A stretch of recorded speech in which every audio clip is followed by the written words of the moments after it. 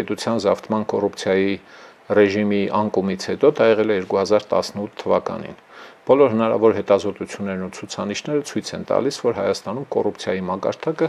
կտրուկ իջել է, չի վերացել ու դեռ երկար ճանապարհ կա։ Իրար չխառնվեք, ուրեմն հարգելի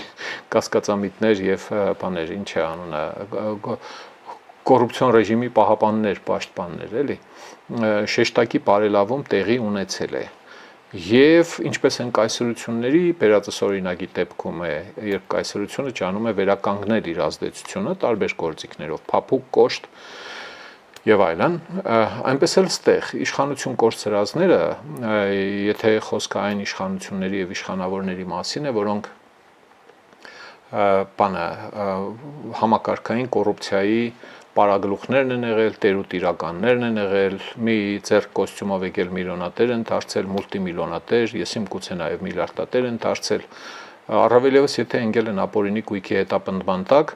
տրամաբանորեն բնազդ է, էլի, Դարվինն է պատմում այդ մասին, բնազդը ասում է ֆիզիկայի մեջ կան, մաթեմատիկա է նույնիսկ, էլի,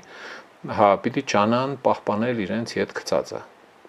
Եվ դրա համար ինչ որ գործողությունների պատրաստ կլինեն, որը կարող է լինել օրինական, ասենք հաշտություն կնքել, մի մասը պահպանել, մեծ մասը տալ պետությանը, կոշտ գործողությունների փորձենք հեղափոխություն անել եւ այն ռեպլիկը հիշում եք, հա, գաղտնալսված, то даже եթե հանգարց Փաշինյանն ասնի Պերևարոտ կեղնի։ Հա,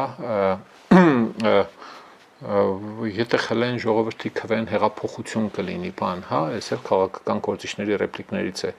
Մինչև զինված հեղաշրջման մասին զրույցներ, սահմանադրական կարգը բռնի տապալելու բաներ, վերադառնալ իշխանության, պահպանել ապօրինի կույքը։ Սա երկրորդ շերտն է, այս ընտրությունների, այս տեղի ունեցած ընտրությունների բովանդակային համատեքստում։ Սիրելի ժողովուրդ, խնդրում եմ լայքել եւ բաժանորդագրվել ալիքը։ Դրանով դուք կնպաստեք, որ հաղորդումներն ավելի շատ մարդ տեսնի։